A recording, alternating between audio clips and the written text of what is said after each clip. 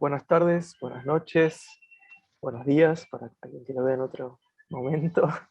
Bueno, estamos muy contentos de volver a abrir este canal del Centro Ciencia y Pensamiento, eh, con año nuevo, bueno, digamos, abriendo otro año, una gran alegría de hacerlo con esta actividad, eh, presentando o charlando sobre estos dos libros.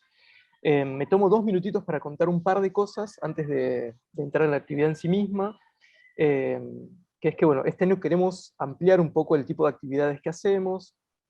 En la página del centro o el micrositio van a poder ver todas las actividades pasadas con sus registros. Esta charla también va a quedar registrada, la vamos a subir en algunos días, y también todas las actividades que están programadas para las próximas semanas. Poco a poco vamos a ir anunciando muchas más, pero no, tenemos un ciclo de cine que va a estar todos los viernes, gratuito, abierto para toda la comunidad académica, una mesa redonda alrededor del concepto de reformación, y un seminario muy interesante y gratuito también sobre cultura, ética y otredad en la época de la cuantificación, que van a dar dos miembros del centro. Así que, bueno, ya estamos arrancando con todo este año.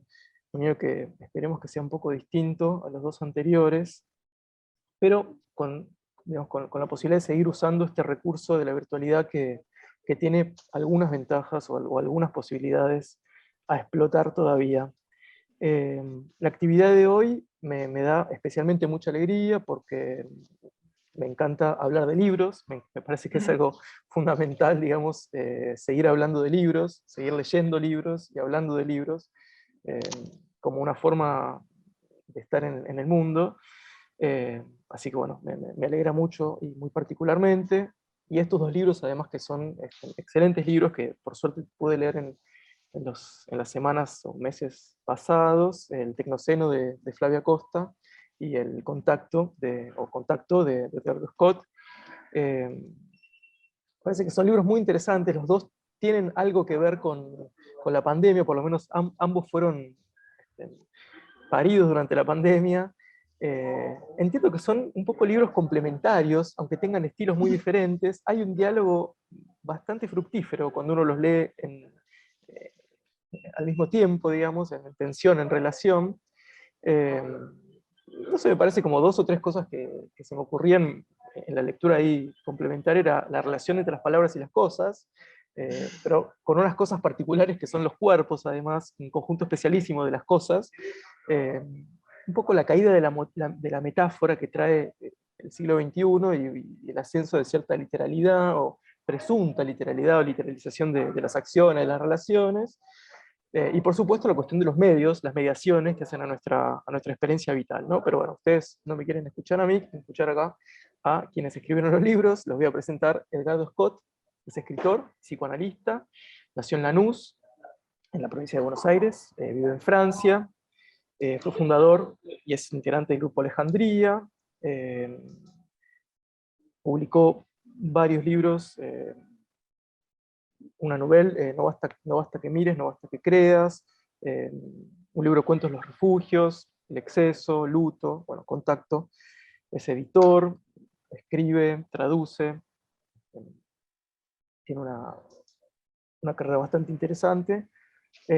Y Flavia Costa es doctora en Ciencias Sociales, es investigadora del CONICET, es de Morón. Me interesó que los dos pusieron como parte de sus biografías haber nacido en el conurbano bonaerense. Me acordaba que eras de Morón, Flavia. Qué Nací en bien. Morón y me crié en San Antonio de Padua, un Y no poquito usas, más al y no, oeste todavía. y no usas el eufemismo de algunos otros escritores que dicen nació en un suburbio de Buenos Aires o esas No, cosas. también, pero no. Yo le había leído que vos pusiste Lanús y yo dije, yo nací en Morón. Claro, obvio. En los Bueno, termino alrededores de Buenos Aires. Termino solo con dos cosas. Bueno, Flavia es muy amiga de la casa, es muy conocida, me imagino, por quienes nos visitan. Pero bueno, aclaro que fue una de las fundadoras de la revista Artefacto, una revista mítica. Trabaja en la UBA, en la USAM, publicó una novela, publicó varios ensayos, eh, y trabaja además como directora de UNSAM Edita, el sello editor de esta universidad. No sé, yo no sabía si lanzar un disparador o dejarlo simplemente hablar a ustedes. Eh, Se me ocurrió preguntarles cómo se les ocurrió armar este formato de encuentro, de diálogo para hablar sobre los libros, y con eso ya me retiro de la palabra. Con Edgardo habíamos estado conversando sobre los libros que estábamos escribiendo el año pasado, entre otras cosas, yo tengo acá el libro que voy a comentar, que es Contacto, y cuya contratapa escribí, quiere decir que lo leí en su momento como parte de una lectura muy interesada en el libro mismo, digamos, ¿no? Mientras yo estaba escribiendo Tecnoceno, y los dos libros salieron bastante cerquita, creo que con un mes de diferencia sobre finales del año pasado.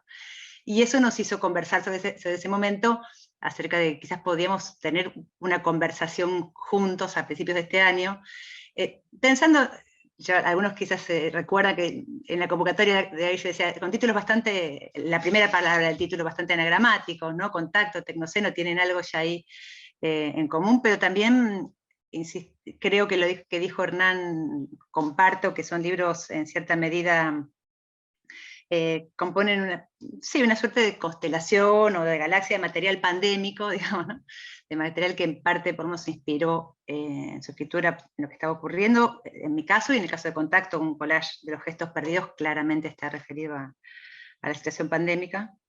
Y me parecía que tenían algo de complementariedad, de diferencia, ¿no? De distancia, pero que también en lo personal, cuando Hernán, a quien le agradezco personalmente, igual que a Micaela Cuesta, que están aquí como anfitriones de la casa, del Centro de Ciencia y Pensamiento, me siento súper orgullosa de que me hayan invitado a presentarlo aquí. Cuando me propusieron hacer esta actividad, pensé, digamos, en traer esa idea que teníamos con Edgardo, se lo comenté a él a ver qué le parecía, pensando que en el Centro de Ciencia y Pensamiento, a mí personalmente me interesaba mucho tanto traer la escena de una conversación con otro sobre otro libro, además del mío, y proponer una suerte de trabajo colaborativo, de lecturas cruzadas, distinta a la solamente presentar un libro. Y además que la literatura es parte de esa constelación de la ciencia y del pensamiento, ¿no? Necesitamos también de la literatura para pensar esto que está ocurriendo, y me parecía como muy oportuno hacer ese cruce aquí hoy. Así que agradecida también a Edgardo que haya aceptado, y bueno, otra vez a los anfitriones, a la universidad que nos hayan dado este espacio, ustedes que están acá tratando de ver si algo de esto les resuena, ojalá que sí.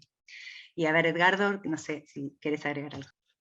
Sí, sí, bueno, yo la conozco a Flavia hace bastante, ¿no?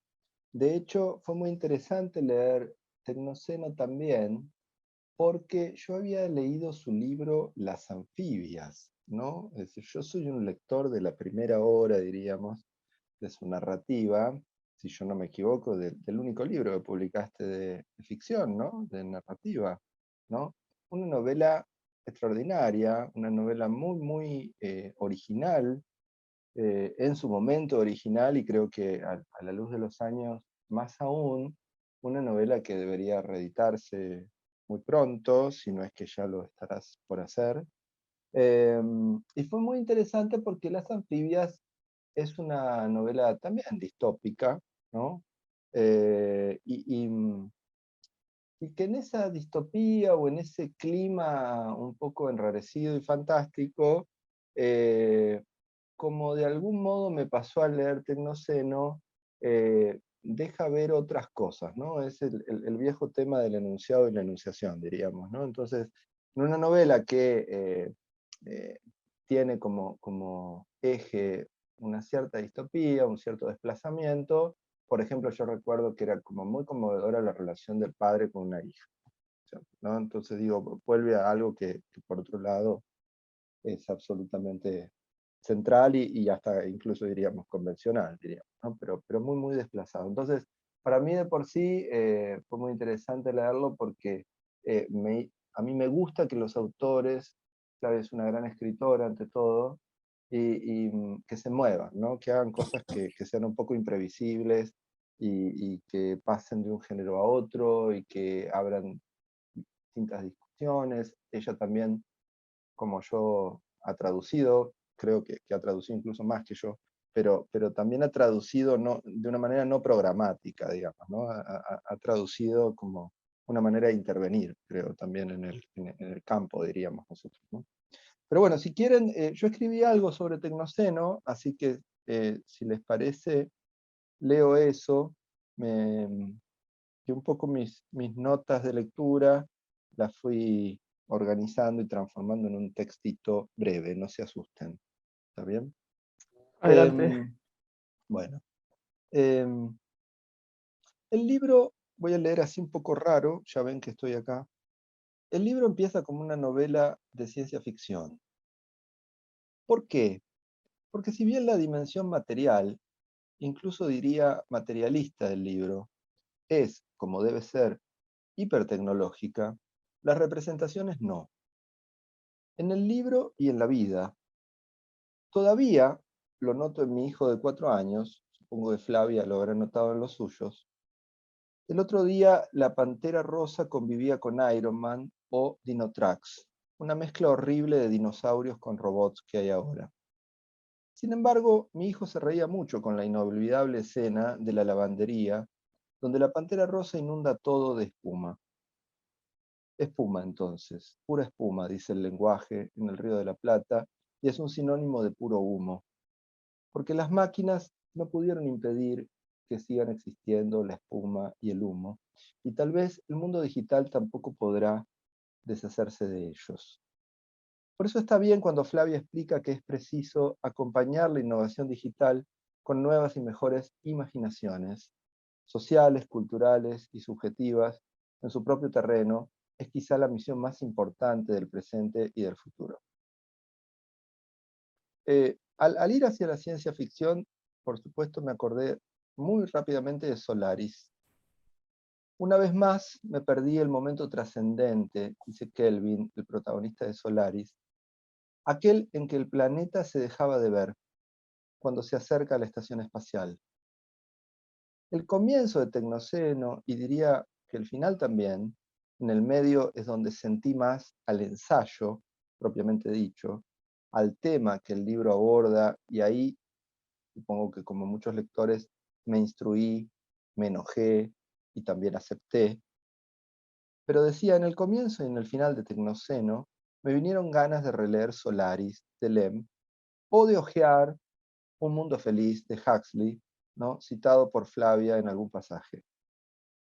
Es que leyéndolo más cerca de la literatura, incluso de la ficción, alguien dijo que todo podría leerse como una novela, desde que se inventó la novela moderna. Tecnoceno también podría ser la ficción, narrada en primera persona, de un ciudadano corriente, pongamos un médico, un comunicador social, en cualquier caso un investigador honesto, parándose frente al Senado romano o ante la República de Star Wars e informando la delicada y vulnerable situación en la que ese mundo se halla. Naturalmente a causa de los reiterados vicios y abusos a lo largo de las últimas décadas, incluso siglos.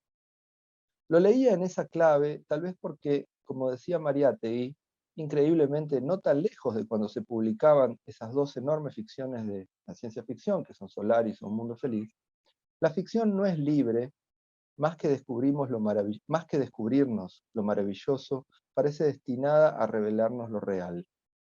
La fantasía, cuando no nos acerca a la realidad, nos sirve bien de poco. La fantasía no tiene valor, sino cuando crea algo real. Esta es su limitación, este es su drama. Y podríamos decir, contestándole a Mariátegui, y viceversa.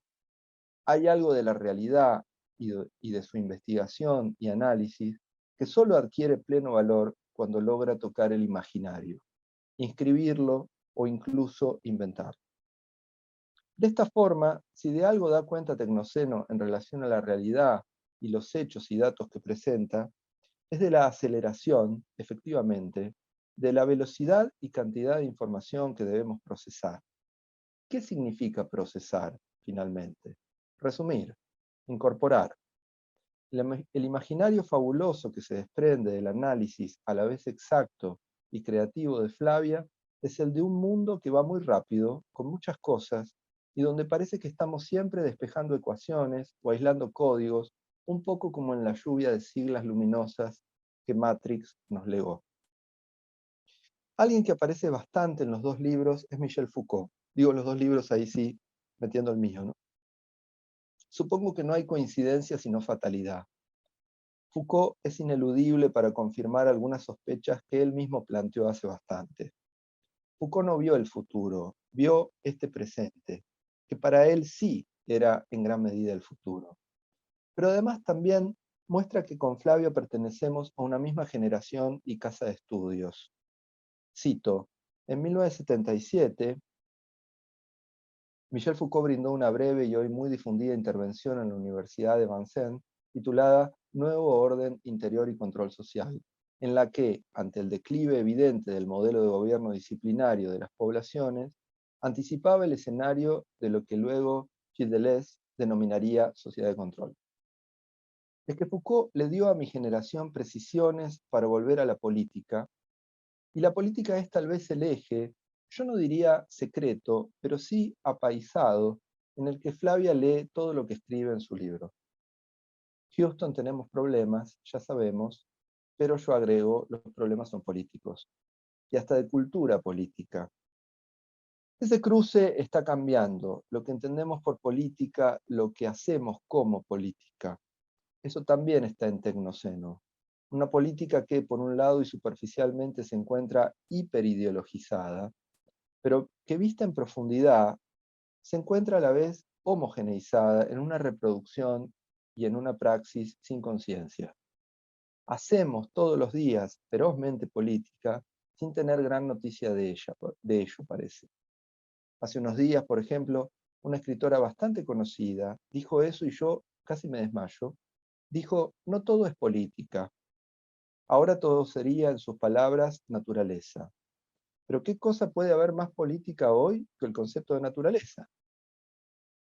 Es un discurso, sin embargo, que se escucha a menudo. Un discurso que en términos de Tecnoceno sería transhumanista. Me gustó, por cierto, lo de accidente normal. Este tipo de perturbación mayor, este acontecimiento disruptivo de gran envergadura, al mismo tiempo previsible e inevitable. Es muy probable que a Flavia le guste esa paradoja. A mí también. Previsible e inevitable. Me veo obligado entonces a sancionar. Esos son los atributos del inconsciente. Del inconsciente podría decirse lo mismo. Es previsible e inevitable. Por lo tanto, vía Lacan, volvemos al viejo problema de los últimos años de su enseñanza, cuando todo lo ganaba la topología, la teoría de los conjuntos, la lógica, y aunque Lacan siempre avisó, no todo puede matematizarse. En ese no todo está el inconsciente. En ese no todo, los que nos dedicamos a la literatura o a alguna forma de arte y pensamiento, reside el misterio. No lo que no se sabe, no lo que no se quiere saber, y por ende se ignora, sino lo que no se puede saber. En esa línea cito algo hacia el final del libro. Y aseguran que una vez que estas máquinas existan, las máquinas de la inteligencia artificial, poseerán una inteligencia que será tan incomprensible para nosotros que ni siquiera podemos adivinar racionalmente cómo se alterarían nuestras experiencias de vida. Subrayo incomprensible. Muy probable que si no entramos en la zona de la creencia, ese sea el gran epíteto de cualquier futuro. Antes que previsible o imprevisible, el futuro, la época futura, el mundo futuro para nosotros, habitantes de este tiempo que nos tocó, es incomprensible. Nunca me gustó volver al futuro, o al menos siempre deploré el uso que hizo también mi generación de esa película floja y pochoclera para volverla pop y de culto. Pero es cierto que muestra varias veces esa escena de incomprensión. Alguien viene del futuro y busca explicarle algo evidente que los demás, los del pasado, jamás comprenderán. Es muy parecido a lo que contesta aquel niño de la anécdota freudiana sobre la sexualidad de los padres. Tus padres harán eso, no los míos. Es muy probable que Flavia sí haya comprendido, haya leído y descifrado algo, y tiene la generosidad y el coraje de compartirlo. Si nosotros no llegamos a comprenderlo bien, no es culpa suya, y al menos nosotros, que no podremos entender, hemos conocido a alguien que sí, una suerte de aventurera tan romántica como high-tech, que le ha sabido responder a la esfinge. Porque incluso el futuro no es lo que era, decía Valéry. Por cierto, y por último, los dos le dedicamos el libro, me fijé, a nuestros hijos. O sea que son libros esperanzados y testimoniales. Esperanzados porque para los hijos, es decir, ese otro nombre del futuro, del porvenir, uno nunca pierde la esperanza. Digo la esperanza y no la fe ni la ilusión. La esperanza, la convicción de que la justicia o la sabiduría que no existe hoy podrá existir más adelante. Y por otro lado, testimoniales, porque también sentimos, sobre todo cuando los hijos son chicos, que hay cosas que solo entenderán cuando sean grandes, pero quizá entonces nuestro tiempo ya no exista. Y por eso es preciso mostrar reliquias, sacar diapositivas, guardar algunas cartas y fotos amarillas. Gracias a Tecnoceno yo me enteré quién es el supervillano de esta película. Se llama Raymond Kurzweil y trabajó junto a mi venerado Stevie Wonder. En los años 90 yo deliraba por un teclado violeta Kurzweil. Flavia glosa a Kurzweil diciendo que esta singularidad tecnológica implicaría cambios sociales inimaginables, imposibles tanto de comprender como de predecir, a partir de una combinación inédita entre tecnología y biología que, afirma, se expandirá por el universo y puede llevar a la humanidad a la extinción o a la inmortalidad. Muchos villanos de Spectre, la organización de Ian Fleming, que nuestro querido y tan inglés James Bond siempre se encarga de frustrar, han pergeñado ideas parecidas. Pero yo prefiero seguir leyendo el futuro, la experiencia del futuro, en el poema de Valéry, porque incluso el futuro, como dijo, no es lo que era. Muchas gracias. Muchísimas gracias, Edgardo. Yo ahora voy a hablar un poquito de contacto, ¿no? También. Y sí, hay puntos de contacto también acá entre las lecturas, ¿no? También empiezo pensando en esta escena, ¿no? Que estamos acá reunidos para hablar de dos libros, y son dos libros muy distintos que se paran frente a este acontecimiento, como decíamos hace un rato, tan disruptivo, aparentemente tan disruptivo, que fue la pandemia, con un ánimo de testimonio. Pienso lo mismo, veo lo mismo en los textos, ¿no? El mismo gesto. Uno, lo que pretende ser un ensayo científico dirigido a un público no necesariamente especialista, ¿no? Y que busca proponer algo así como una clave interpretativa para entender nuestro tiempo, para inscribir ese acontecimiento que parece tan desconcertante en una serie. Estoy hablando de Tecnoceno, no de Contacto. Bueno, ¿cómo llegamos hasta aquí? Sería quizás la pregunta disparadora. Micaela Cuesta está aquí presente y fue una de las propiciadoras también de esa pregunta y de seguir investigando. La introducción y el epílogo tienen que ver con encargos. Me voy a tomar a lo largo de esto, que también es una lectura, algunas licencias, por ejemplo, una nota al pie, decir, valoro mucho yo la escritura por encargo, parece que es muy importante en la tarea del escritor, en la tarea, digamos, de este gremio al que todos los que estamos aquí pertenecemos, en esta reivindicación gremial que es estar hablando de libros, aceptar que uno muchas veces escribe mejor, piensa mejor, cuando sabe que hay alguien esperando ese pensamiento y que lo necesita, y entonces hace su trabajo. Y algo de eso también, en esta nota al pie larga, me hizo pensar esta vocación de Edgardo de dar testimonio de lo que estaba ocurriendo, ¿no?, en la pandemia, y sentarse a escribir. ¿No? Decir, bueno, yo como escritor, ¿qué tengo para decir aquí? Yo lo que hizo su autoencargo, digamos, fue no dejar de ser un escritor en ese momento, ¿no? Y entonces sentarse a pensar como escritor lo que estaba ocurriendo. Y para eso entonces hizo, y ahora vuelvo al texto principal, un breviario de gestos fluidos, experiencias, interfaz que están profundamente encarnadas en un cuerpo, ¿no? El cuerpo de quien escribe, un cuerpo con sus memorias, su propia novela familiar, sus asociaciones, pero que son también gestos, experiencias y fluidos de nuestros cuerpos como lectores, ¿no? De cuerpos cualquiera, y que debimos hace casi exactamente 2 años poner en suspenso por ese momento indefinido, ¿no? Y entonces la pregunta, creo, que orienta Contacto es ¿qué era aquello que hacíamos y no podemos hacer más, ¿no? ¿En qué consistía materialmente, eso que ahora está interrumpido. No sabemos exactamente por cuánto tiempo, si para siempre, ¿no?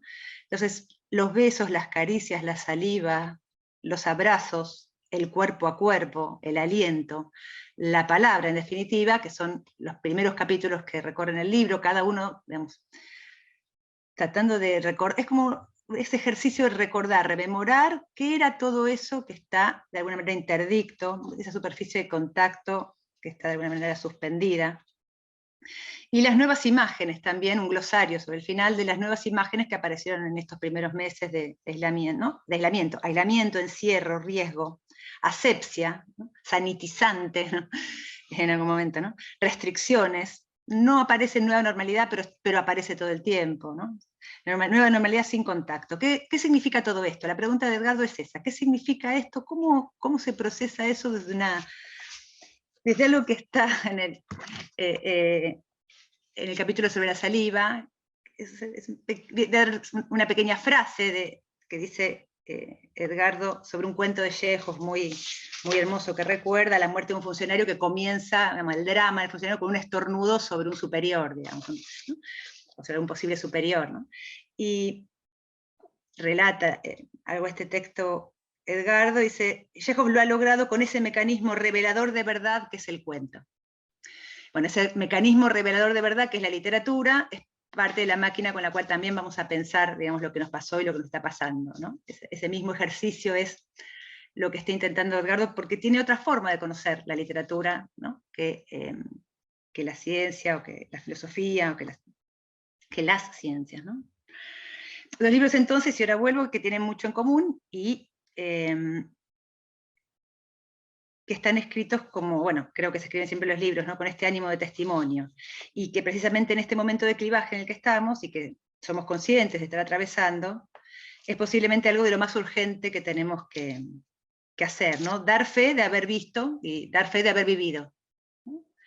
En el caso de Contacto estoy segura que esto es así, ¿no? Dar fe de, yo he vivido esto, yo he hecho esto, ¿no? He estado aquí.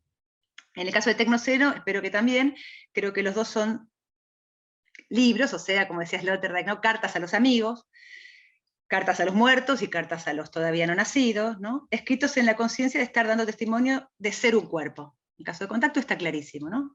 ¿Qué se sentía ser un cuerpo? Podríamos decir, al futuro transhumanista, ¿no? ¿Qué se sentía ser un cuerpo en el año 2020, ¿no? Entonces, bueno, la lectura de Contacto a mí me puso en dos lugares, además de ese mecanismo revelador que es el cuento, en otros dos textos que me vinieron a la mente. Uno es un breve, de tratar de ser lo más breve posible, es una cita larga, pero de ser lo más breve posible, un breve texto de la comunidad que viene de Agamben, ¿no? Que habla también sobre el futuro, ¿no? Y dice, bueno, ¿cuál es de dónde procede la singularidad cualquiera, o cual sea, según la traducción? A mí me gusta más cualquiera, ¿no? El ser que viene, ese ser que viene, dice Agamben, ¿no? ¿Cuál es el reino de ese ser que viene? ¿Cuál es el espacio, el locus? No podríamos preguntarse también, ¿no? Entonces, dice Agamben, las notas de Tomás Aquino sobre el limbo contienen elementos para esta respuesta. Según el teólogo, la pena de los niños no bautizados, muertos sin ninguna otra culpa que la del pecado original, no puede ser una pena de aflicción, sino que tiene que ser una pena de privación, una pena privativa, que consiste en la perpetua carencia de la visión de Dios. Pero los habitantes del limbo, a diferencia de los condenados, no experimentan dolor por estas carencias, ¿no? Puesto que solo tienen conocimiento natural, y no supranatural, que viene implantado en nosotros por el bautismo, estoy citando literalmente a Agamben, no tiene conciencia de estar privados del sumo bien. O si lo saben, como admite una opinión diferente, no pueden lamentarse más que lo que un hombre razonable se condolería por no poder volar. La pena más grande, la carencia de la visión de Dios, se vuelca así en una alegría natural. Definitivamente perdidos, habitan sin dolor en el abandono divino. No porque Dios los haya olvidado, sino porque ellos lo han olvidado a Él desde siempre. Sigue la cita un poquito más. Como cartas que han quedado sin destinatario, estos resucitados han quedado sin destino. Ni bienaventurados como los elegidos, ni desesperados como los condenados, están llenos de una alegría para siempre sin destinación. Y por último, como el condenado liberado de la colonia penitenciaria de Kafka, que ha sobrevivido a la destrucción de la máquina que debía ajusticiarlo, la máquina pandémica, podría pensar yo ahí, ¿no? Ellos han dejado atrás, y ellos yo creo, les doy una clave de la interpretación de esta cita, pero bueno, lo que yo leí ahí, ellos los escritores, ellos los que testimonian, digamos, ¿no? Los que son capaces de hacer este ejercicio. Han dejado atrás el mundo de la culpa y de la justicia. La luz que se derrama sobre sus frentes es aquella irreparable del alba que sigue al día más nuevo, el día posterior al juicio. Pero la vida que comienza en la tierra tras el último día es sencillamente, dice Agamben, la vida humana. De eso que creo que Edgardo quiere darnos testimonio es de esa vida humana, digamos, ¿no? Y la otra cita que recordaba tiene que ver con un texto de los años 30, del siglo pasado, del breve ensayo Experiencia y Pobreza de Benjamin, ¿no? Donde él se refiere al tópico de la pérdida de la experiencia de las personas que venían de la Primera Guerra Mundial, ¿no? Y cómo eso se transforma en una suerte de experiencia generalizada, esa pobreza de experiencia.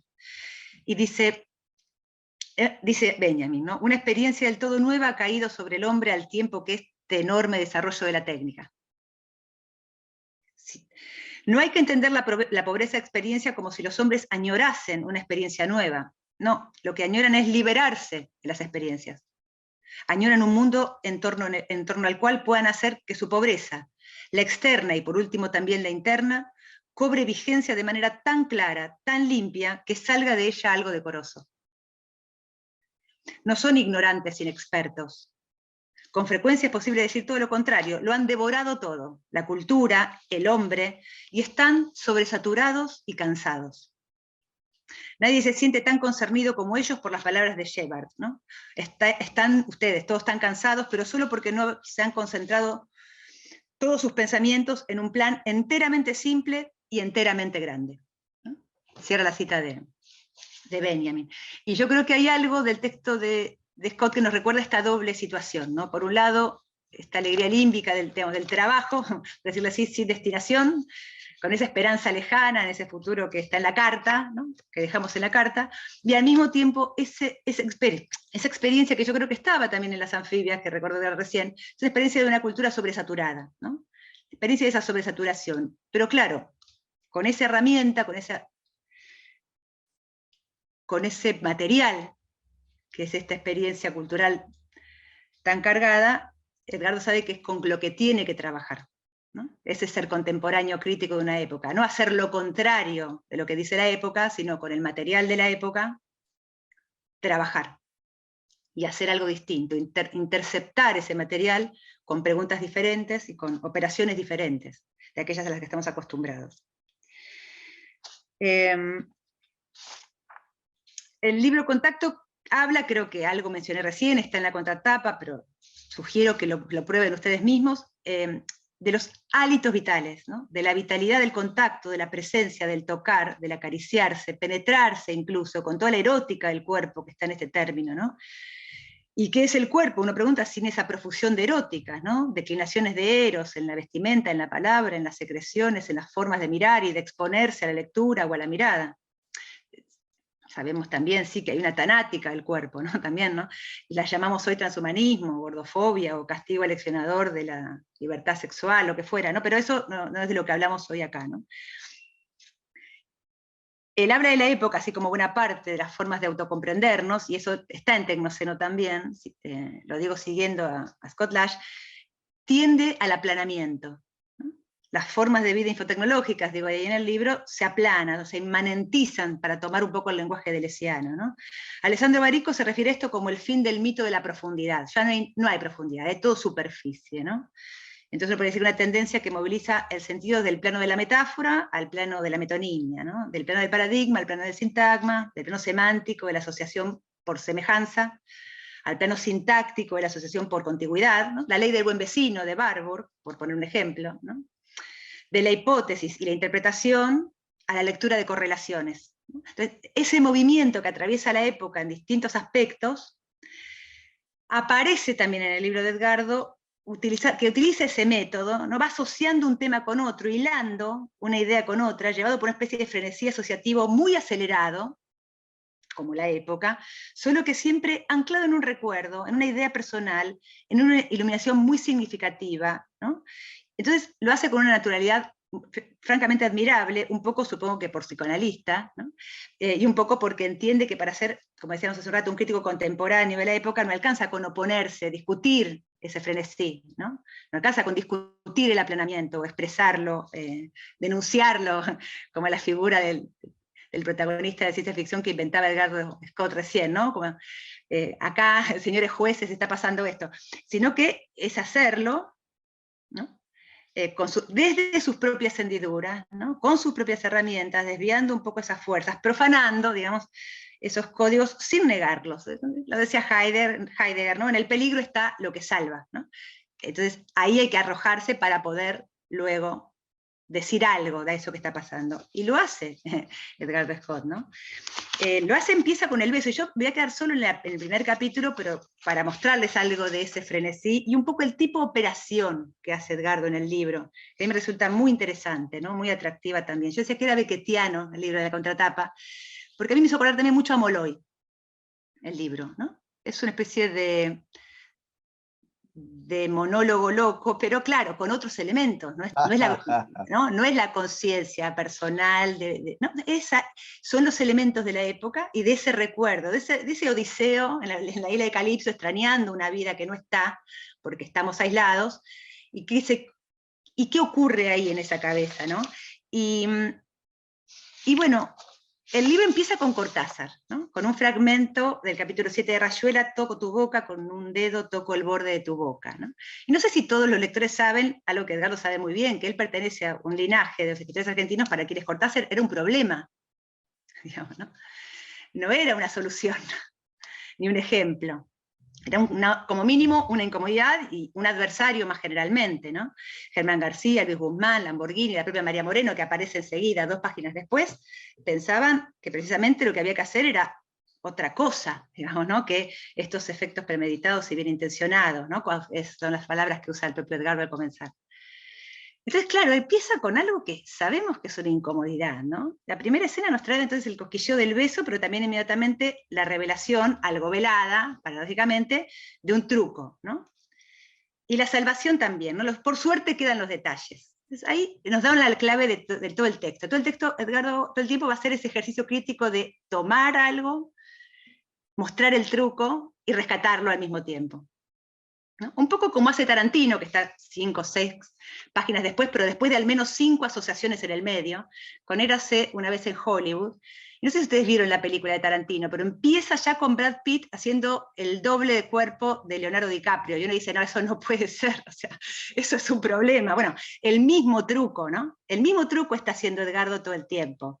Muestra que aquello que toma ya está trabajado, retrabajado por la cultura, y nos dice, ustedes van a tener que hacer algo con esto porque yo llego hasta acá, digamos, ¿no? Y es el testigo que él nos pasa, porque lo que nos dice es todo esto que está antes, si no lo entienden, se pierde en el juego, ¿no? Nos contagia también el gusto del juego, mostrándonos un poco a cada rato este truco, ¿no?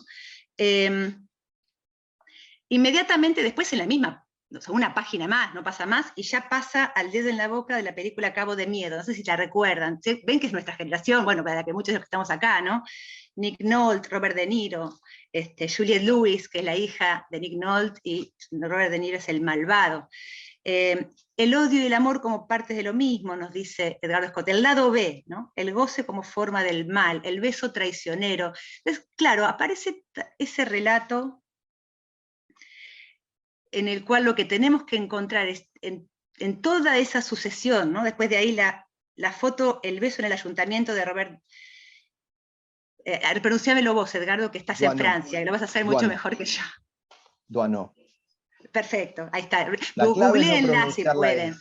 Es conocidísima, pero que también es un fraude, o un poco un fraude, el sentido que se revela 30 años después que esa foto tan hermosa, tan emblemática del París, de la ciudad de los enamorados, había el fotógrafo contratado de 2 estudiantes de teatro que la hacían muy bien, digamos, ¿no? Algo que hoy no nos parecería tan escandaloso, imagino que en su momento habrá sido un gran escándalo, pero luego sigue la protagonista, que había sido contratada y que este fotógrafo era muy ordenado y se había quedado con los recibos de ese pago, entonces no tuvo que indemnizarlos por el dinero que había a lo largo de los años acumulado, nos cuenta Edgardo en el libro, pero ella, sin embargo, logra vender la copia que el autor le deja y se hace millonaria. Bueno, toda esta escena, ¿no? En cada momento del libro aparece la idea de que estar aislados finalmente nos obliga a reconstruir cómo hemos llegado hasta aquí por otros medios, digamos. No es solamente el pensamiento teórico, ¿no? Sociológico, político, económico,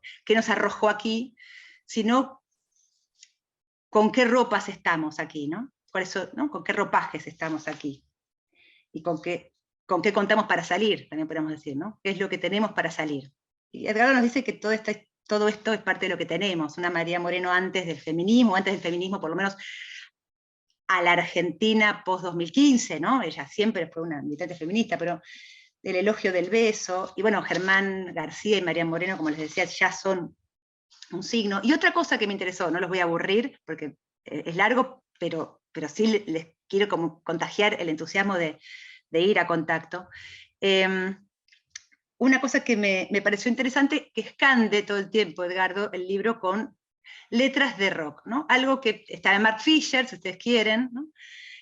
También, como en otro momento se hubiera hecho más habitualmente con novelas o con el cine, las canciones, los poemas, digamos, del rock son parte de esta memoria teórica, ¿no? De estas verdades que aparecen no solamente en los cuentos y en los poemas, y todo el tiempo terminan asociando la frase perfecta, ¿no?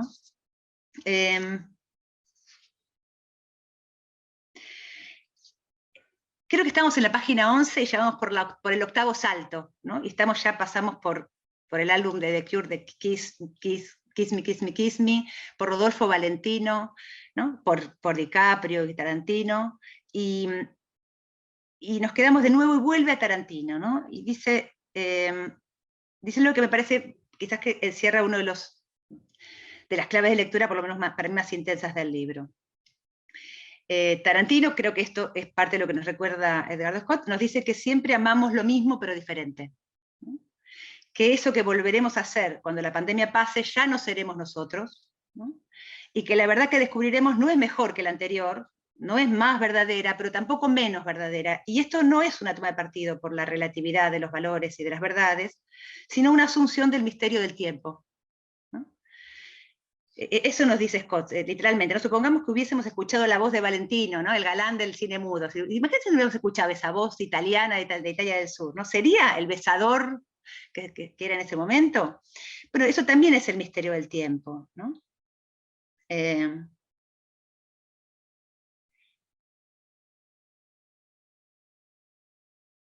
Y acá hace algo hermoso, Edgardo hace algo que dice que no sabe qué hace, pero es un psicoanalista, entonces creo que sí que lo sabe doblemente, y escribe, nota, punto.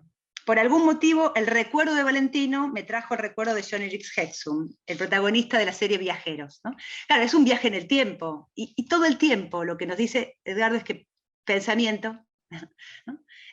En sus distintas formas, es un viaje en el tiempo, un poco lo que decía Slaughter, que son cartas a los amigos muertos, a los no nacidos, y que de ahí pasa a Emma Bovary, se hace la pregunta, ¿cómo habrá sido el primer beso de Bovary? Va a buscar, vuelve, ¿no? Y de ahí pasa la saliva, los estornudos, ¿no? Entonces, bueno, acá resumo y cierro. La posibilidad de enunciar algo tan nuevo, tan desconcertante como el acontecimiento que de alguna manera impulsó estos libros, solo puede hacerse, digamos, si pensamos que el archivo, no en el sentido literal, sino si quieren el archivo así un poco Foucaultiano, como decía Edgardo, ¿no? Irremediablemente vamos ahí, si el archivo, si esa zona de lo decible pero no dicho todavía, digamos, ¿no? Es el límite, el margen oscuro que delimita toda toma de la palabra, uno se pregunta, ¿qué sombra proyectó ese margen sobre estos libros? ¿No? ¿Qué aparece en estos libros dicho nuevo que estaba en el margen de lo decible y no había sido dicho todavía? Y yo creo que hay dos cosas, por lo menos, si no se habían sido dichas, pero por lo que estos libros se encargan de decir, eso quiero decir, ¿no? Por un lado, la singularidad, en el caso, me parece muy claro acá de Contacto, la singularidad atravesada por la letra, ¿no? El cansancio de la letra, la vasta acumulación de experiencia que es nuestra cultura y la de Edgardo, que es vastísima, ¿no? Entonces, eso está, digamos, el testimonio que decíamos al comienzo, de este cuerpo está atravesado por este atravesamiento y no cualquier otro, ¿no? Y por otro lado, la expansión de todo nuestro horizonte de sentido, ¿no? Que creo que un poco es lo que hace Tecnoceno, pero bueno, estoy autointerpretándome, lo cual es una vergüenza total, pero bueno, tenemos un ratito y es el único momento que lo puedo hacer. La lengua hablada chocando, ¿no? Contra el techo de cristal del lenguaje binario, el lenguaje informacional, ¿no? La lengua informacional, que ahora vuelve decibles experimentos o ideas en materia y en escala antes inimaginable. Entonces, que hay, entonces en lo micro, digamos, en lo singular, y en lo hipermacro, un ejercicio de expansión, ¿no? Un ejercicio de expansión y de encarnación, de encarnamiento, de encarnadura, ¿no? El cuerpo, la especie, ¿no? Sería los dos polos.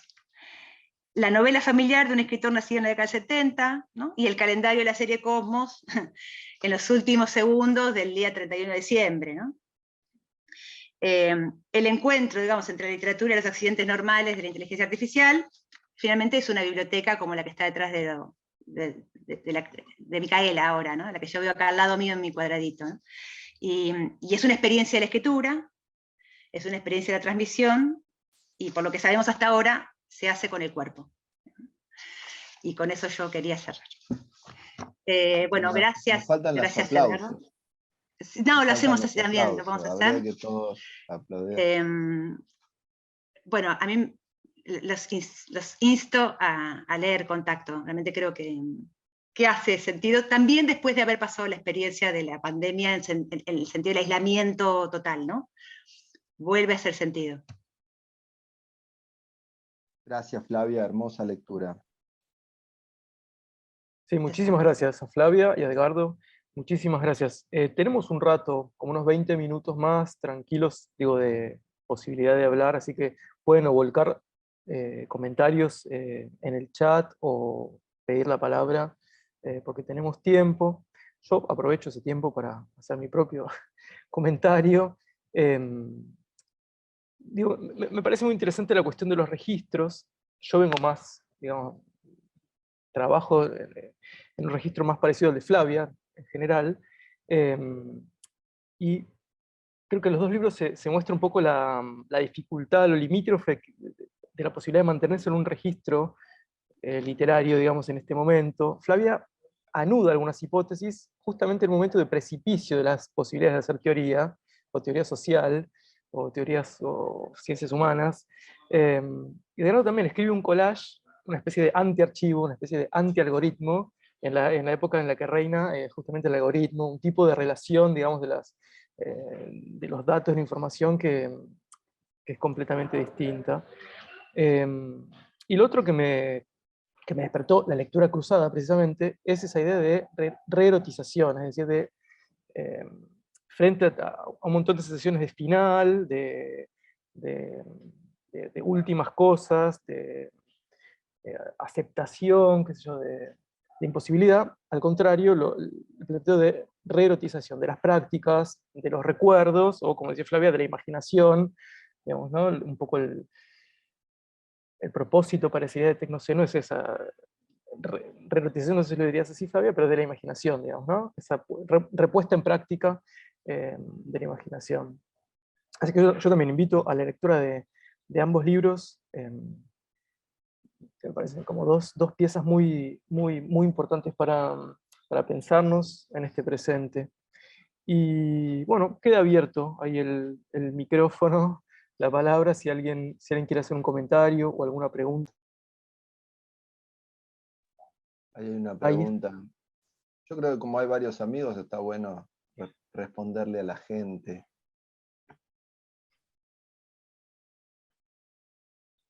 Si leemos la pregunta de Ahí Mariana, está. o Mariana la querés decir verbalmente. Sí, Mariana, no será eso. Buenas, ¿cómo están? Y bueno, muchas gracias por esta posibilidad de reunirnos, ¿no? A la distancia, a través del océano.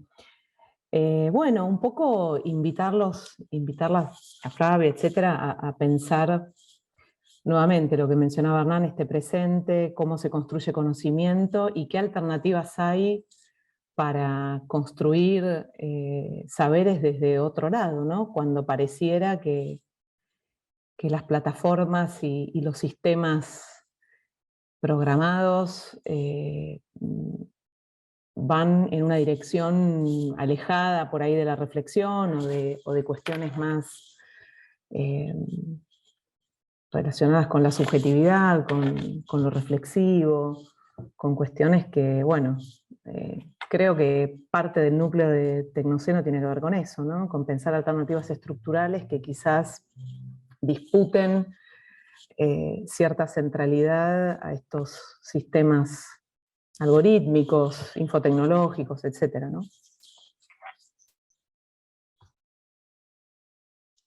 Sí, bueno, gracias Mariana, qué bueno que estás acá y gracias por la pregunta. Yo tomo un poco lo que decías recién y lo que escribiste en el chat como esta idea del fin de la ciencia tal como la conocemos, si yo podría pensar algo así, no lo pensé así tampoco cuando lo escribí. Quizás puedo usar este espacio para decir algo que tiene que ver con una apuesta que no sé si era plenamente consciente que era eso cuando lo estaba escribiendo, aunque sí yo venía pensando eso, o sea algo venía trabajando en mi relación con eso cuando fui haciendo toda la investigación, y antes también, que algo que también ayer comenté en una charla que di, en una conferencia que di, que hay algo, por lo menos yo hablo bastante también, por decirlo así, a los colegas de las ciencias sociales y de las humanidades, ¿no? en esto, no necesariamente la ciencia tal como la conocemos termine, ni mucho menos, pero sí es cierto que hay algo de la agenda de nuestras ciencias sociales y humanidades que durante muchos años fue de alguna manera orientándose a la mirada micro, ¿no? Y a la hiperespecialización, a la etnografía como método de alguna manera aglutinador para distintas áreas del saber, y creo que esto también demuestra un límite. No digo que no funcione muy bien y que no sea algo muy valioso, pero ha demostrado también que al no estar acompañado de un relato general, digamos, de un marco general analítico, puede justamente quedar en falta en relación con otros procesos para los cuales las ciencias sociales y humanidades tendrían que tener también conocimiento y respuesta. Es como que ha quedado algo por detrás del ritmo de otros acontecimientos que requerirían de nuestra intervención. Y en ese sentido creo que entonces no sé si es el fin de la ciencia tal como la conocemos, o la necesidad de trabajar en una zona de las ciencias sociales y humanidades que todavía no existe, ¿no? O que ha quedado de alguna manera lejos. Lo que hay ya tal como estaba no sirve, los grandes relatos, ¿se acuerdan que en los 90 se hablaba del fin de los grandes relatos? Eso tal como estaba no nos va a servir así, ¿no? Pero necesitamos construir algunos relatos de conjunto, una mirada de conjunto, si quieren, ¿no? Unas hipótesis de trabajo, matrices analíticas de conjunto, para después insertar algo de lo que está ocurriendo que no lo podemos captar solamente con la mirada micro. Un colega que no está acá, profesor ya jubilado muy querido de las facultades sociales, decía hace poco que él tiene una militancia por lo micro, aún lo macro hay que tomarlo como micro, decía él hace poco, ¿no? en una presentación. Y bueno, quizás eso sea una alternativa, intentar hacer de lo macro, ¿no? Una mirada micro, quizás eso sea algo de lo que Tecnoceno intuitivamente intenta proponer como camino, ¿no? Mirar muy de cerca eso que es macro-macro, porque si vemos el salto de escala, en realidad es macro-macro, ¿no? No hay casi otra vez dentro de nuestra tradición disciplinar, eso hace muchos años. Y en cambio sí lo hay en las ingenierías, en las técnicas, en las tecnológicas, ¿no? y hay un pensamiento de lo macro-macro. En la biología hay un pensamiento de lo macro-macro, en el ambientalismo hoy también, digamos. Y eso es parte de esa imaginación que deberíamos poder activar y para la cual me parece que funciona bien pensar con el mecanismo revelador de verdades de la literatura, no solamente, pero también con él. No sé si Mariana con eso algo te respondía. Muchas gracias, Flavia. Yo ahí veo... Yo me atrevería... Sí. ¿Se puede? Hola, Sergio. Hola, Flavia. Edgardo, lamentablemente no leí tu libro todavía, pero la descripción que se dio es suficiente como para comprarlo, ¿no? Yo me atrevería a decir que el libro de Flavia tiene una función muy relevante en la medida en que sienta un una serie de problemáticas que son fundamentales, digamos, en el contexto de transformación de la sociedad contemporánea, y que incorpora entonces una serie de variables que en términos de teoría social y de teoría cultural todavía no tienen la vigencia que debieran tener, ¿no? Entonces, me parece que es muy interesante que en la presentación hables de experiencia y pobreza de Benjamin, precisamente porque es un texto fundamental para marcar un quiebre en las formas convencionales de la experiencia, ¿no? Que una generación en particular sufrió, y que tiene mucha relación con lo que después Bernard Stiegler llamará miseria simbólica, ¿no? La miseria simbólica de las sociedades postindustriales, ¿no? Una miseria que se debe, entre otras cosas, precisamente por el predominio, ¿cierto?, de la mediación tecnológica y por la homogeneización de la experiencia a partir, ¿cierto?, de lo que sería la estandarización de las retenciones secundarias y terciarias, etcétera, etcétera, que derivan en precisamente una especie de regulación general de los flujos, por así decirlo, ¿no? Una simplificación que él llama de manera un poco más precisa, ¿no?, predominio de la entropía negativa, etcétera, ¿no?, reducción de la complejidad, pero que tiene que ver con la regulación de los flujos fundamentalmente, ¿no? Y esa regulación de los flujos no hace sino poner en práctica de una manera absolutamente novedosa algo que la literatura de ciencia ficción de principios del siglo XX imaginó bajo el modelo del Estado totalitario. No solo en Huxley o en Solaris, sino incluso en 1984, y a propósito de Contacto, ¿no?, en la regulación y la prohibición del orgasmo, es decir, en la regulación de toda la erótica de los cuerpos, digamos, ¿no?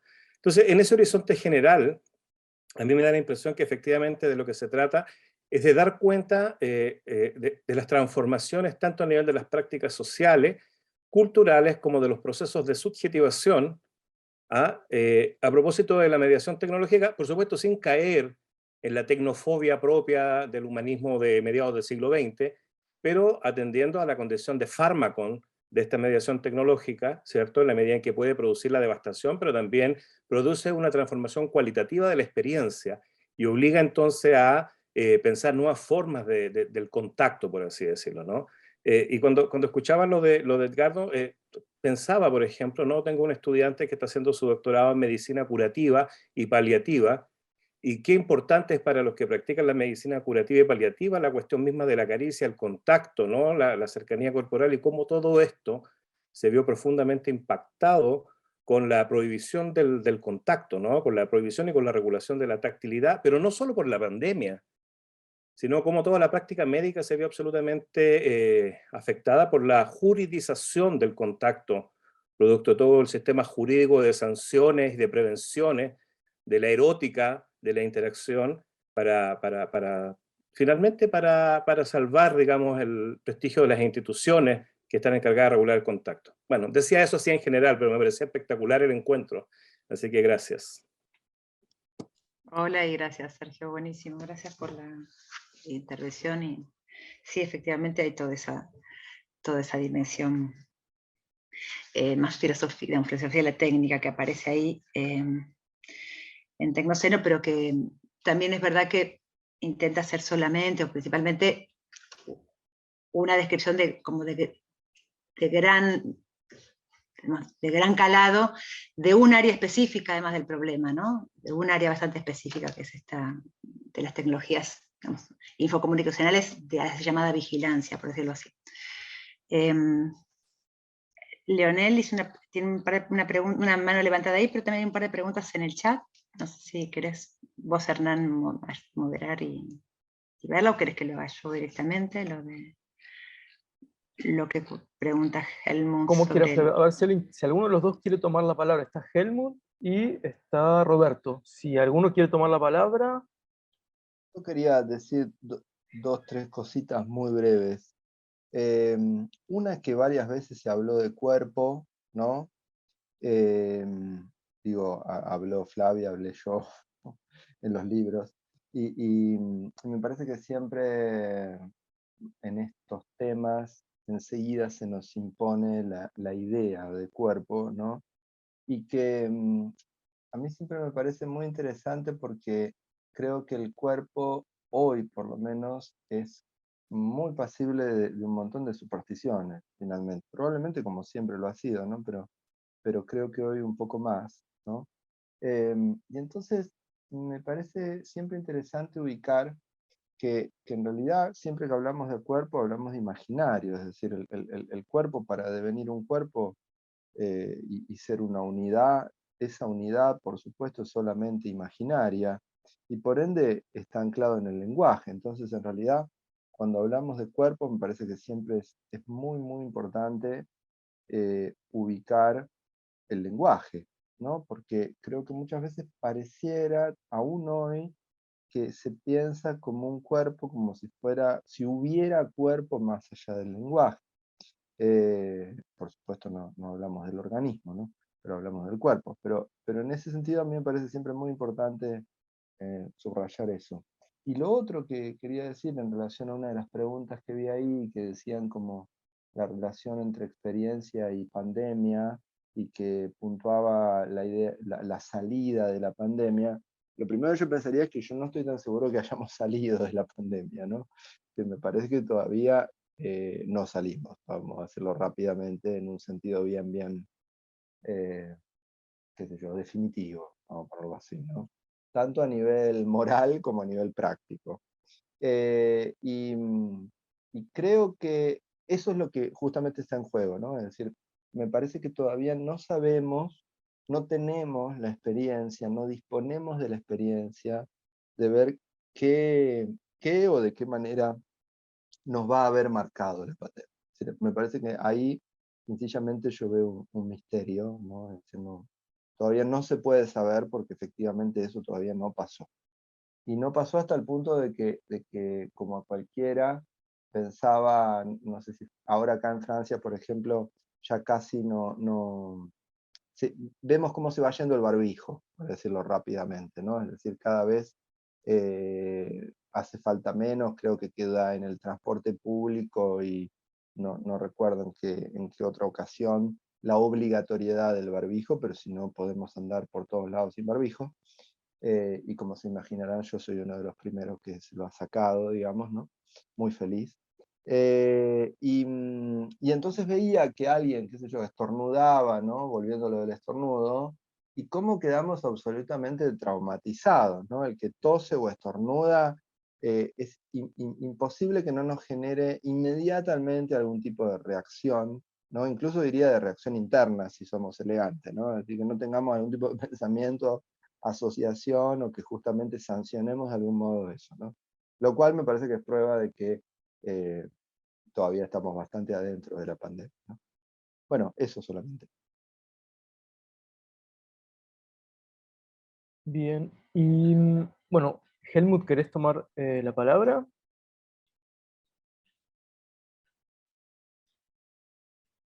O no, gracias. Y Roberto Agüero. No, bueno, me parecieron la exposición, el análisis de los libros me parecieron más que exhaustiva y bueno, me hacen tomar un poco de conciencia de cosas que a lo largo de estos años estos 2 años de vivir esta pandemia han pasado por la cabeza de uno y quizás uno no logró verbalizarlos ni ponerlos de forma objetiva en palabras, y ellos lo han hecho muy bien.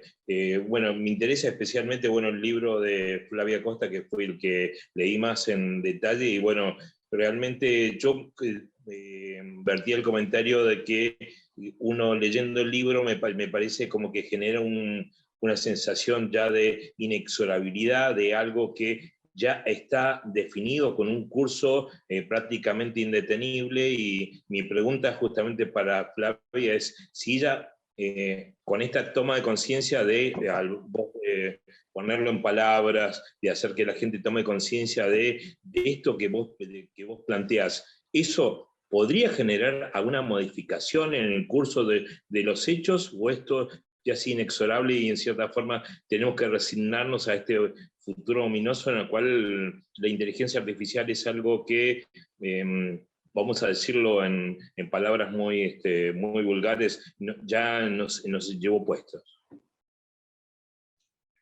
Bueno, primero muchas gracias Roberto por la pregunta. quizás el procedimiento científico, ¿viste? Es como de analizar esto, es un montón de estos, le diseccionamos y decimos, no, pero en realidad no es un esto, son muchas cosas que podríamos pensar. Si esto es la digitalización, es la cuestión, ¿no? Si esto es el proceso de, no sé, digamos, de desarrollo acelerado tecnológico más como fenómeno técnico en general, industrial, ¿no? Las industrias de alto riesgo sería otra cosa. Entonces, en principio son varios estos y por lo tanto hay, me parece, varias vías posibles de acción.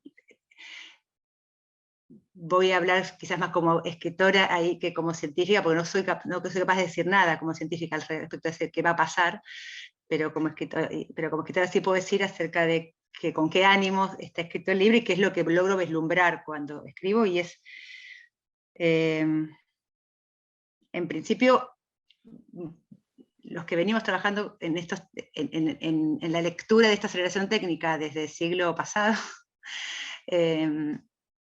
muchas veces pensamos que era el umbral, y en realidad siempre hay umbrales que se atraviesan, y por lo tanto hay puntos de reversibilidad, como aparecen ahí en el texto. Hay algunos umbrales que ya están atravesados, ya uno podría decir, nunca hay vuelta atrás, pero además en estos casos, si quisiéramos, digamos, no hay tecla off, y si la quisiéramos apretar sería traumático, digamos. Entonces, en principio eso es una precaución, digamos, ¿no?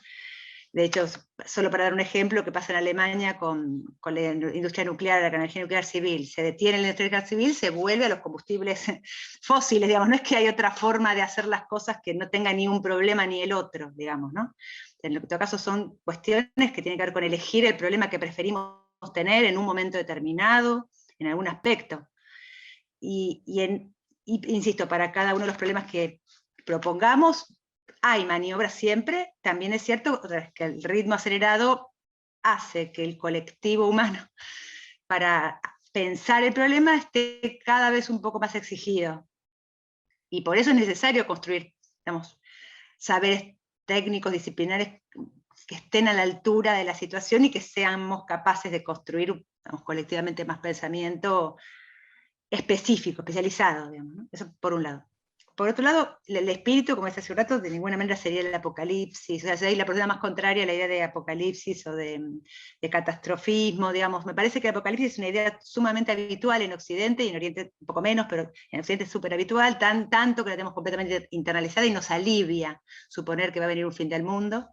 Aunque parezca paradojal, creo que es un recurso fácil, digamos, imaginar eso, y que más bien más difícil es imaginar alternativas viables y pensar otras cosas, digamos, cómo imaginar otros futuros que no sean los que ya tenemos de alguna manera incorporados por la imaginación artística y también la imaginación técnica, que es desde hace ya muchos años, por lo menos 50, la principal impulsora de la imaginación del futuro. No imaginamos, eso lo dicen todos los autores de filosofía técnica desde los años 20, desde el siglo pasado, digamos, ¿no? Hace ya un siglo. O sea, no imaginamos ningún futuro que no sea tecnológico, ¿no? Todo futuro está, digamos, hablado fundamentalmente por la lengua técnica, ¿no? No hay otro futuro, digamos, social, político, religioso. Futuro es tecnológico, pero ciencia ficción es el lenguaje, la imaginación del futuro es ciencia ficción. Eso habla de un código técnico que venimos trayendo ya hace muchos años. De ahí que uno de los objetivos es tratar de ver si podemos incentivar otro. Luego hay mucho por hacer, creo, más allá de que después nos pongamos a pensar. Intervengo en esta pregunta con algo que decía Edgardo recién. El problema del cuerpo y el lenguaje, entre otras muchas aristas, uno de ellos es que quizás un aspecto que se incorpora a la conversación sobre ese vínculo, esa relación, es el atravesamiento técnico, tanto con el lenguaje binario, que en relación con las lenguas, digamos, habladas, naturales, tiene otras características, y de alguna manera se recorta del resto se recorta las lenguas naturales, justamente, y hace otra cosa con la realidad. Casi me animo a decir que estamos en el umbral de otro principio creativo, que no es exactamente ni la carne ni el lenguaje, digamos, ¿no? Cuando estamos con el lenguaje binario, que es capaz de interceptar realidades de muy diverso orden y ponerlas en combinación, que no podría ocurrir eso por fuera de ese orden informacional. Más que duplicación digital del mundo, estamos vislumbrando la posibilidad de algo así como posibilidades inimaginables para nosotros de múltiples mundos en el ámbito del lenguaje informacional. No sabríamos cómo pensarlo, creo, todavía, y por eso los transhumanistas piensan en la migración a otro soporte que no sea biológico, otra cosa que no sea cuerpo. Quizás haya alguien que diga, bueno, pero eso otro lo vamos a sentir como cuerpo. Bueno, puede ser, no sé, eso no estoy segura, ¿no? Pero esa migración está en marcha desde 1940, cuando la enuncia Wiener, digamos, ¿no? No está en marcha ahora.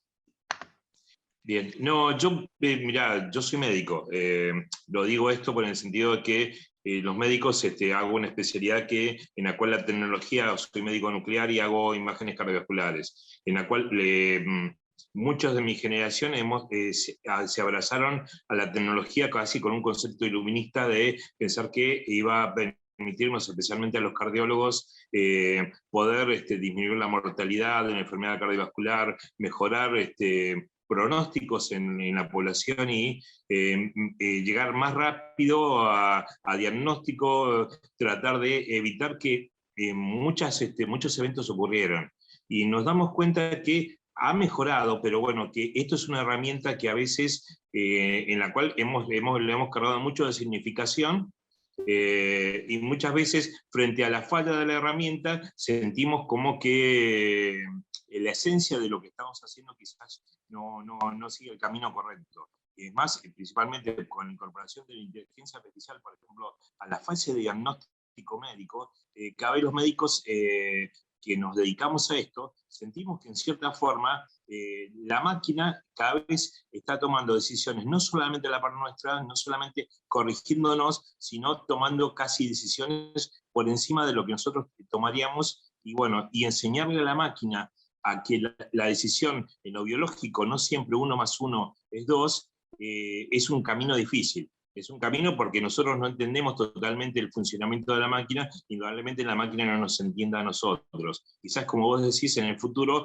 lleguemos a un estado en el cual esos límites se empiecen a difuminar y logremos tener una fusión quizás de lo mejor de estas dos dimensiones. Perdón. Estaba Leonel, creo que había levantado la mano hace un ratito. Gracias, sí, perdón. Saludos desde Guatemala. Yo leí Contacto. Bueno, no he terminado, casi no te podemos escuchar. Acércate un poquito más al micrófono. ¿Ahora sí? Muy poco. Bueno, es que no sé dónde están mis audífonos. Bueno, te decía, ojalá me escuchen ahí. Contacto,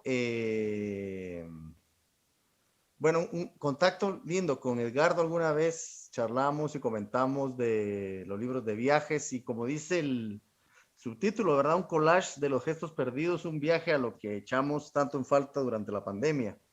Eso en cuanto a Contacto. Lo de Flavia no lo he leído, pero llama la atención también.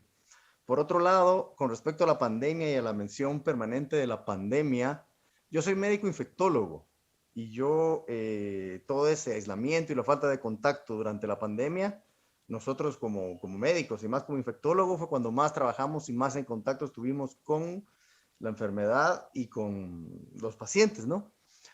Y me llama siempre la atención las lecturas de la pandemia desde otras especialidades y otras ciencias distintas a la medicina, porque viendo hacia atrás la pandemia, yo he hablado con varios médicos, infectólogos exactamente, y llama la atención el abordaje exagerado y el subrayado exagerado que se le dio a la pandemia, y coincidimos que con menos medios de comunicación, con menos Twitter, con menos cosas, la pandemia probablemente hubiera sido menos difícil para nosotros y menos paranoica, porque hoy retrospectivamente vemos que mucha gente que se diagnosticó como COVID al principio, probablemente no era COVID, probablemente era un falso positivo, por lo que decía el otro médico hace un minuto, por la exageración de los diagnósticos por la máquina y no por la interpretación clínica, que es un defecto de época. Sigue llamándome la atención las lecturas de otras especialidades fuera de la medicina para la pandemia, porque es otra pandemia. Por más que nos haya tocado en esta época, los brotes de enfermedades infecciosas siempre han existido, siempre van a existir hasta que uno finalmente probablemente acabe con nosotros y la vida va a reinventarse en el planeta o en otro planeta de otra manera. Simplemente es como pasar página y quizás no era para tanto todo esto de la pandemia. Eso que dice Leonel, gracias Leonel, pero yo lo que tomo es la idea de exageración, en que me encantó, porque me parece que si hay algo que también podrán decir de nuestra época, como yo suelo decirlo de nuestro país, es que es un poco exagerado, ¿no? Todo es un poco exagerado, ¿no? Así que me encantó esa lectura, más viniendo de un médico, ¿no?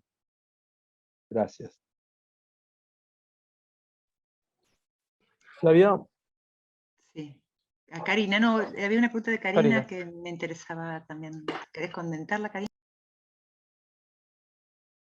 No, igual, Flavia, algo estuviste hablando justamente en la intervención anterior, pero era así, más que nada cuando te referiste al mecanismo revelador de la ficción, ¿no? A la verdad de la ficción, que más allá del núcleo de datos duro de tu investigación, así más dura, que está en el centro nuclear de Tecnoceno, la apertura y el cierre, como también lo comentó Edgardo, tiene un vuelo poético muy grande, digo, por el aporte de la cinematografía y de la novela de Lem, de Solaris. Digo, ahí hay algo más blando que me interesa más, que por ahí vos contestabas que tiene que ver más con una membrana, ¿no? Con lo membranoso, como límite, como frontera o no frontera entre dos interfaces. Y en este caso yo te preguntaba más por, además de los accidentes, por más que la ciencia ficción, la ciencia fricción, las fricciones, ¿no? Y por ahí, no sé si un modelo, pero tampoco un paradigma, pero algo que vaya más hacia, no lo apocalíptico, como decías vos, sino hacia lo simbiótico entre digamos, los seres humanos y los no humanos, por ejemplo, que podrían estar contemplada la inteligencia artificial. No sé qué pensás de eso. Gracias, Karina. Sí, un poco el modelo Haraway, digamos, ¿no? De Donna Haraway, como este compost, y por un lado, y yo aprecio mucho algo que aprendí, no me sale a mí, pero aprendí que hacia ahí hay que tratar de forzar el encargo, y es tratar de ver no solamente las interceptaciones o las interferencias a lo que nos parece crítico o problemático, sino también pensar cuáles fueron las experiencias, cuáles podrían ser experiencias positivas, propositivas, ¿no? Por mínimas que sean. ¿Cuáles serían ejemplos, digamos, del gesto que nos puede permitir abrir un tipo de expresión o de sentido, ¿no? Que no teníamos hasta ahora identificado? Y en ese sentido aprecio mucho esta propuesta de Haraway, digamos, de apertura a la imaginación más creativa y no tanto solamente crítica, que está como a la defensiva, digamos, ¿no? Entiendo el gesto. Con todo, tengo como un problema, pero quizás es un problema mío, no digo, es parte del trabajo que uno va haciendo también, ¿no? Como pasar, nosotros atravesamos, los que venimos de la tradición crítica a la técnica, de los 90, atravesamos, que nos formamos ahí y que hicimos varios años allí, nos atravesamos un momento, un umbral que fue en torno al 2001 hasta el 2008, 2010, digamos, el pasaje, si quieren, Foucaultiano por un lado, ¿no? El pasaje autonomista por el otro, y la llegada del aceleracionismo como una nueva forma de pensar lo que yo sintetizaría con la fórmula: ¿es posible un transhumanismo crítico? ¿Podemos imaginar esa imagen de transhumanismo crítico que todavía está por inventarse, ¿no? En los 90 se hablaba de posthumanismo, no en la clave de Braidotti o de Donna Haraway hoy, sino en la clave crítica, como se usaba postmodernidad para criticar, ¿no?, respecto de la modernidad, la nueva época, se llamaba posthumanismo como el problema, digamos así, ¿no?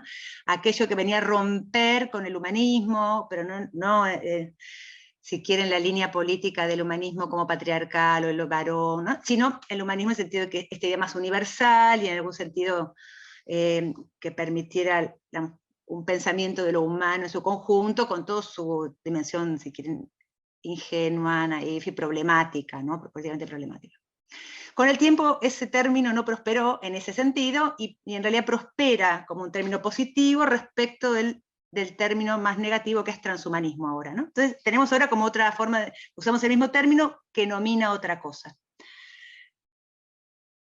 Entonces con este nuevo poshumanismo, digamos, yo tengo un pequeño problema que está asociado a la crítica del antropocentrismo, por dos vías que vos acabas de enunciar bien. Por un lado, la vía de la crítica de la especie humana, digamos, en relación con otras especies, el problema, si quieren, más ecológico, como por qué la especie humana está tan privilegiada respecto del vínculo con otras especies, cuando el especismo, digamos, ¿no? La crítica del especismo, y por otro lado, el problema del antropocentrismo en tanto relación con las máquinas, ¿no? Latour, sí, en su mejor expresión, no podría decir la mirada de Latour, diciendo, bueno, también hay agencia en lo maquínico, y me parece, bueno, casi que hasta Maquiavelo lo podría haber dicho con el Estado, digamos, ¿no? Había agencia allí. Entonces, digamos, tampoco es tan nuevo. Pero entre el humano, entre la máquina y las otras especies, el poshumanismo parece decir, tenemos que pensar de una nueva manera esa relación no jerárquica, como no tan jerárquica, sino, yo tengo un problema o dos problemas con eso. Uno, el lenguaje, como hablábamos hace un rato, digamos, por ahora habla el humano, digamos, y eso nombra el humano y construye sentido del humano. Por otro, tengo un problema que se llama 4.600 millones de personas que están sumidas en la máxima pobreza, digamos, ¿no? Están arrojados a la máxima exclusión. Y ahí me parece que esos discursos que vienen del norte, muy bien intencionados, no critico esas intenciones, y con buenos argumentos, en el sur no deberíamos, como muchas otras veces pasa, como en nuestra xenofilia siempre recibe muy bien algunos discursos del norte, pero no siempre es la pregunta que nosotros necesitamos o estamos formulándonos, digamos, que necesitamos formularnos. No, insisto, no es que estoy diciendo que no se pueda formular, pero ¿es nuestra pregunta esa? Yo tengo ese problema, digamos, ¿no? Para mí no sé si es esa pregunta la que nosotros necesitamos formularnos viviendo con estas realidades, ¿no? Ayer lo sintetizaba esto mismo bajo esta figura, ¿no? A veces comento esto entre colegas y también con hijos, amigos de hijos. Entonces, tenemos a Elon Musk, por un lado, diseñando el viaje a Marte, ¿no? La salida al escape, por un lado, el escape de un grupo, ¿no? Pero ya está diseñado, está en marcha, digamos. Y por otro lado, el abandono, digamos, ¿no? Entonces, eso es el antropocentrismo, digamos, de eso. ¿Dónde está allí, digamos, ¿no? El antropocentrismo. Creo que al contrario, necesitamos un pensamiento de la especie, digamos, que contemple este problema de la desigualdad y que vuelva a preocuparse por ese problema. Claro, es mi toma de partido, ¿no? Que si yo tomo partido por ese lado. Que ahí, Flavia, está bien lo que recién alguien también preguntaba, volviendo sobre el tema del poder, ¿no? Yo decía que en tu libro, uno diría, es evidente la política, y sin embargo la política vos no la pones como, uno diría, en primer plano, ¿no? Sino que todo el tiempo va como entretejida, ¿no? Pero me parece que ahí es donde hay que reubicar la dimensión política, ¿no? Porque si no, o sea, esas cifras sin duda son como conmovedoras, o por lo menos a mí que no las conocía, ¿no? O sea, o que justamente, ¿qué es lo que nos pasa? Quizás sí las conocía, pero ¿qué pasan, ¿no? Como nos pasa a todos, ¿no? Cuando las volví a ver, dije, esto no puede ser, ¿no? Entonces ahí me parece que para todos los conceptos, digamos, que estamos manejando, la dimensión política es clave, ¿no? Y sobre todo una nueva entrada hacia la política que, como decía antes, no sea esta hiperideologización en la que estamos, ¿no? Creo que me parece que hay que poder atravesar esa primera capa de la política, que es la ideología, para ir un poco más allá, ¿no? Bueno, tendremos tiempo para un par de comentarios más.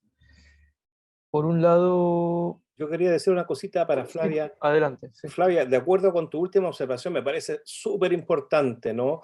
Determinar la historicidad de la pregunta por los 4.600 millones de personas que están en la miseria. ¿Cómo ves tú la diferencia entre tecnoceno y capitaloceno en ese sentido, ¿no? ¿Cómo pensaste eso? Porque claro, uno podría pensar que efectivamente es necesaria la pregunta por la técnica, pero también en el horizonte la pregunta por la acumulación y la destrucción del mundo, digamos, ¿no? Entonces, ¿cómo ves tú esa relación? Gracias. Gracias, Sergio, de nuevo. Bueno, en el libro, no sé si lo llevo a decir con toda la claridad con la que después a lo largo, sobre todo del año pasado, lo fui explicitando, digamos, quizás en otros ámbitos, ¿no? Cuando aparecía la pregunta.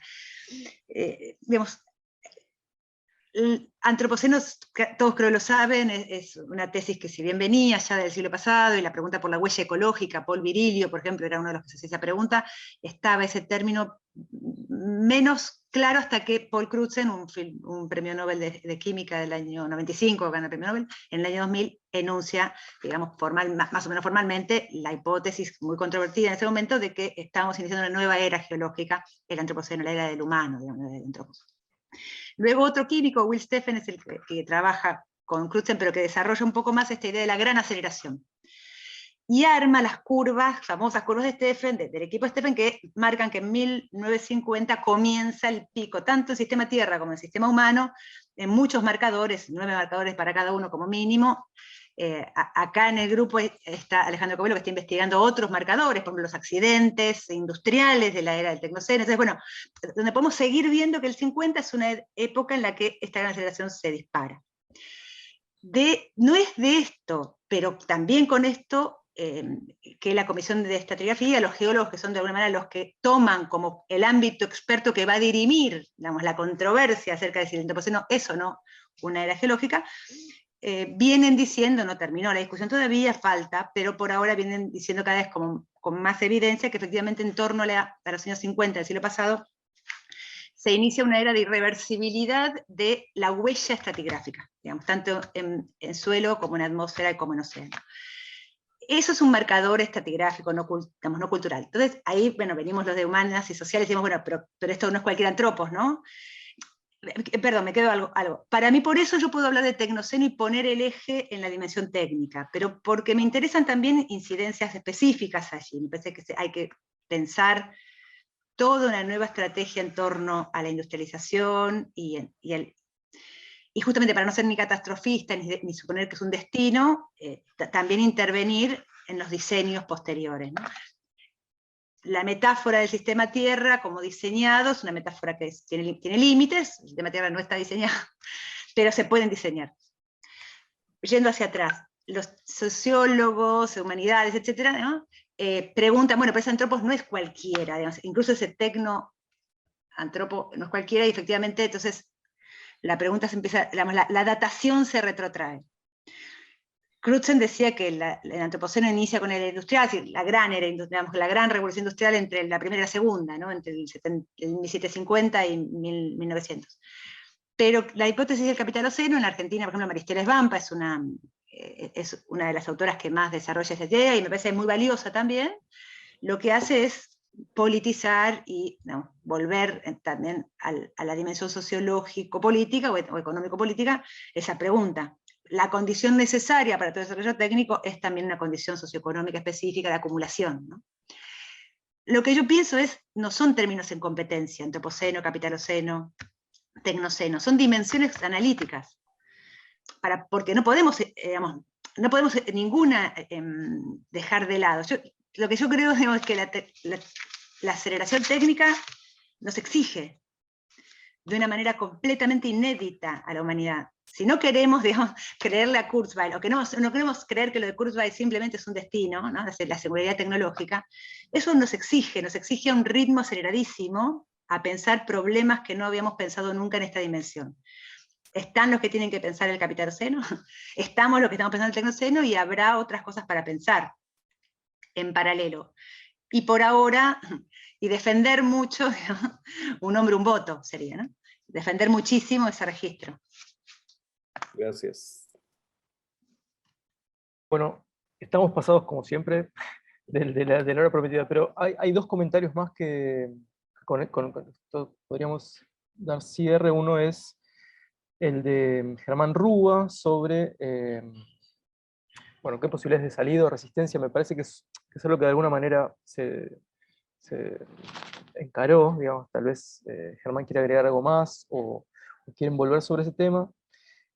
Una pregunta de Renzo Rojas acerca de la información como Estado, me imagino que es más para Flavia, y un comentario no menos importante sobre la defensa de Volver al Futuro, ¿no? Ahí, contra un dicho de Edgardo. En Francia es la 1 de la mañana, entonces si quieren decir como un cierre o algo en relación con esto, y ya vamos como dando el final a este encuentro. Cierra Edgardo, yo te digo algo chiquito, que es sobre el tema de la información. Quizás una posibilidad es remitir, remito a Renzo al libro de Pablo Manuel Rodríguez, Las palabras en las cosas, que trabaja con la idea de una episteme posmoderna, donde la información es un elemento epistémico, digamos en el sentido de Foucaultiano, ¿no? De episteme, un elemento clave de una nueva episteme. Y yo diría, bueno, y además el término información tiene muchos homónimos, digamos, utilizamos todos como lo mismo, pero en realidad es una homonimia muy fértil para ese episteme, ¿no? Pero hay muchas definiciones de información y todas ellas inciden en nuestra autocomprensión. Sí, yo no voy a atacar nuevamente a Volver al Futuro, pero sí lo que iba a decir, recordando Volver al Futuro, es que el skate que usaba Marty McFly en el futuro no tenía rueditas. ¿Se acuerdan? ¿No? Era un skate que era como uno diría un snowboard sin nieve, diríamos, ¿no? Es decir, un skate que iba en el aire. Y en algún punto, teniendo en cuenta que Volver al Futuro también imaginaba a 50 años después, acá estamos, y los skates siguen teniendo rueditas, ¿no? Del mismo modo que yo escribí un cuento, que me lo acuerdo no por vanidad, sino en relación a esto, que fue mi primer cuento, que se llama Coronado, que es sobre un auto, sobre un Dodge Coronado, y donde decía que justamente el que compraba el auto lo compraba porque era un auto automático, y lo compraba porque pensaba que en el futuro todos los autos serían automáticos. Y ahí es donde todos todavía estamos con el embrague, y ponemos los cambios con el embrague, ¿no? Con esto quiero decir que me parece que siempre hay que... Creo que el futuro también es una forma de error, vamos a ponerlo así. Es decir, que creo que siempre que hablamos sobre el futuro nos equivocamos, irremediablemente, ¿no?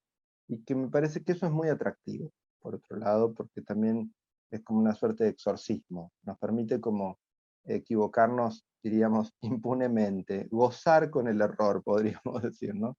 Entonces, nada, eso para cerrar de mi lado. Y bueno, una alegría verlos a todos y ver tanta gente interesada en este encuentro y en los libros, y sobre todo poder haber logrado hacer esto con Flavia, que hace un montón que lo teníamos ahí en nuestros pendientes. Tal cual, bueno, muchas gracias a todos, gracias de nuevo Hernán, Micaela, la gente de la universidad, Lectura Mundi, el Centro de Ciencia y Pensamiento, y bueno, a todos los que participaron, las preguntas y los escucharon, la paciencia, bueno, gracias de verdad, Sergio, que desde México, bueno, eso nada, empezamos a decir, viste, fulano desde acá, no desde allá, no, pero a todos los que, como la televisión de hace muchos años, no, pero bueno, gracias de verdad, un gusto muy grande para mí. Bueno, para mí también, Gracias, Hernán. les agradezco un montón. Sí, muchísimas gracias. Me alegra mucho estar volviendo con esta actividad a este tipo de encuentros. Realmente son dos libros muy valiosos, así que me alegra que los hayamos podido presentar acá en el centro. Yo les dejo ahí el link de la página donde va a quedar alojado este encuentro y donde están todos los anteriores. Eso, simplemente les agradezco mucho, les recomiendo la lectura de los libros, y espero verlos pronto en una nueva actividad compartida. Gracias, hasta pronto.